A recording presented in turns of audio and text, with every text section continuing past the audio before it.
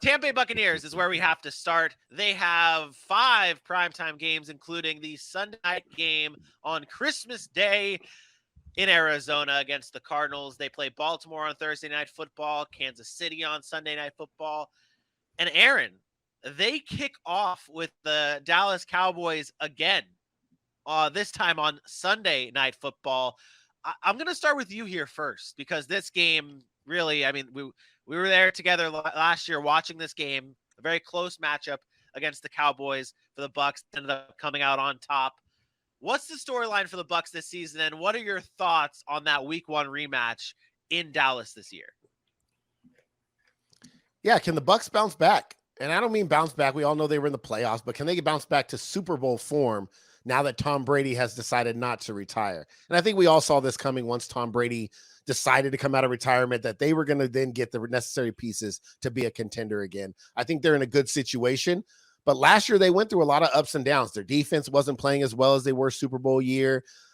They get a kick off the test right away again in Dallas. This time in Dallas, and Dallas is going to put up a fight. Dallas is the kind of team they usually play to the level of their competition. Means the good teams they play tough and end up losing. The bad teams they play tough and sometimes they end up winning.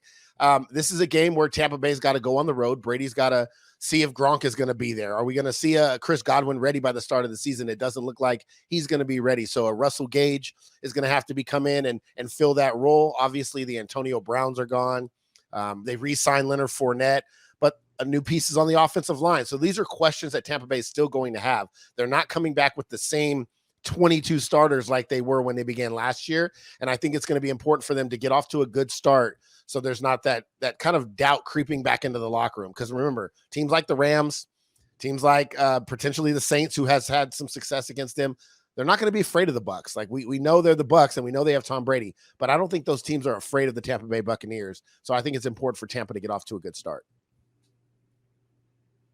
Yeah, so I'm wondering how Todd Bowles is going to carry the torch.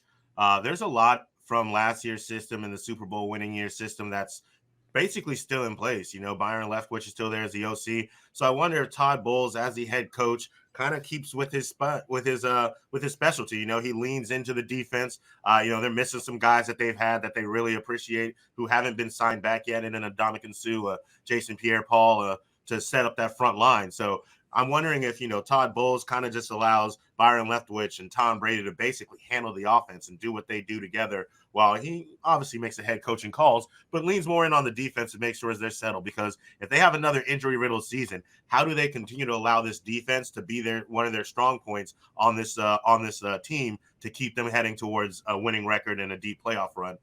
So my thought process is how Todd Bowles gets back as a head coach and carries his torch forward.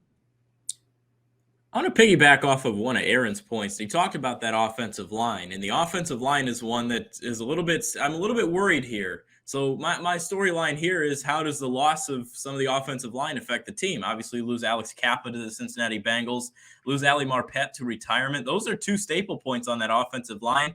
You trade for a Shaq Mason, try to bring him in, and a couple other, Aaron Stinney, another one from Tennessee. I mean, you're just trying to piece together that offensive line with an old quarterback and Tom Brady. I know he's pretty solid at not getting drilled or getting hurt, but it would make me worried a little bit there. The offensive line is definitely one area that you look at with this Bucs team and say, man, I don't know if they have it and if that can help them. They got a decent run game, bringing back Leonard Fournette, drafting Rachaad White in the 3rd round. But once again, I question that offensive line, and that's really my only thing right now with the Tampa Bay Buccaneers.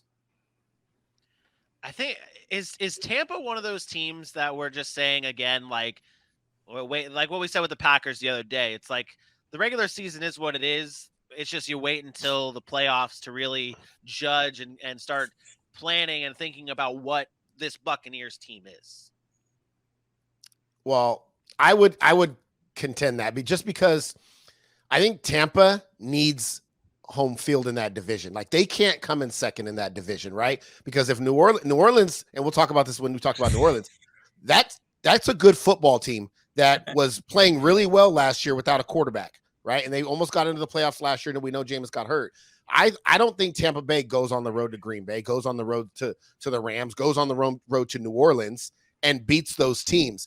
Whereas Green Bay, they don't really have anybody else in that division that I feel can take that big of a leap to overtake them in the division. I do believe New Orleans is that team, and I do believe if Tampa struggles and maybe goes up and down in the regular season and doesn't take hold of that division, that New Orleans will. And I'm really, really high on them. So I think it's a little bit different. I don't think they can just say, oh, let's wait till the playoffs. They have too many holes. Dylan mentioned the offensive line. They have holes on the defensive line. Like that, the secondary was banged up last year. We don't know how they're going to come back. The offensive line is about chemistry. They have good players, Tristan Wirfs, Donovan Smith. It's not like they don't. Ryan Jensen, they got guys, but when you bring in 2 new pieces, now it's about building that chemistry. And sometimes that can take half a season to get on the same page. And if we're looking at 8 weeks into the season and they're 4-4, 5-3, and they're right there with New Orleans, that could end up being a tight battle in the NFC the NFC South. So I wouldn't say it's just about the playoffs. I would say it's about getting off to a hot start and finding that consistency because they don't want to slip up. Because there's another team that could be coming in that division. I know Dylan laughs at it, but whatever he thinks doesn't matter.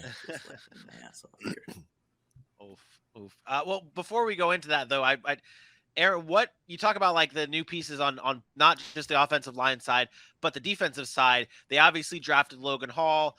They also have former first-round pick Joe Tryon, who you like this season, right? I do. I love him, and I think it's a huge reason why they haven't really pursued JPP. I think this guy started to come on. He didn't play an every down role, but I think he's like a pure pass rusher. He is going to wreak havoc. I think if he reaches his full potential, then he's going to fit in nicely on that defense that Todd Bowles is trying to put together. We know about their linebackers in Shaq Barrett, Levante David, and Dan White, 3 of the better linebackers in all of football. Again, it's really the upfront. Can Logan Hall come in and make an impact without Ndamukong Suh? You got Vita Vea, who's great. William Golston has been kind of up and down, but he's been pretty solid. And then Joe Tryon, right? If they can make that leap and make an impact this year, and then the back end can stay healthy and return to their 2020 form, I think you're looking at a defense that is right back to where they need to be. I think it's really about the offense, which is weird to say. Yeah. And Tom Brady, right? Because you have Tom Brady, but that offense is not the same, no matter how you want to look at it. When Chris Godwin's coming back from injury and you have to incorporate pieces like a Russell Gage, we don't know about Gronk yet, and the offensive line is a question mark. It may take some time to get them where they want to be. That weird to say that, and it is. Is time ever going to catch up to Tom Brady? Is time that's the thing? Like is it will it eventually? Ever, Time's undefeated. That's what I'm saying. Like, is this the year? Like, I mean, you look at their schedule, it's not a cakewalk of a schedule. We talk about how they have to play New Orleans twice. That's a great team. They have to play Green Bay, Kansas City. Look at those first 4 games. Yeah, look at those first 4 games. That's not easy. Yeah, that is a tough stretch, a tough first 4 games. I think I actually have them. I have them 2-4. I have them 2-2 to start the season. I have them losing 2 of those games and winning 2 of those games. I have them losing back to back. I have them losing against Dallas and losing against New Orleans before they pick up their first win against Green Bay and Kansas City. Our standings, though, look like this: 13-4 from Aaron, 13-4 from AJ, 12-5 from myself and Dylan. Still the top of the NFC South, according to us. I have them tied with the Saints, who we're just about to get into. But Aaron, you give them a slight edge over the Saints this year, just because of the maybe one game, not because of like necessarily talent, but just a 1 game difference. I give them the respect of Tom Brady. This is really a respecting to Tom Brady. I'm telling you right now, I believe the New Orleans Saints, from a talent perspective, if all things equal, Kamara, Michael Thomas are healthy on the field, the Saints are a more talented football team than the Tampa Bay Buccaneers right now. But I give the edge to Tom Brady finding a way to win certain games, whereas maybe Jameis doesn't get those games done. So, again, I do believe it's closer than Dylan gave credit for. And we know how much trouble New Orleans causes people at home and during home games, and the matchups they've had with Tampa Bay. They've actually played Tampa really, really well. So I do give the edge to Tom Brady. That's out of sheer respect.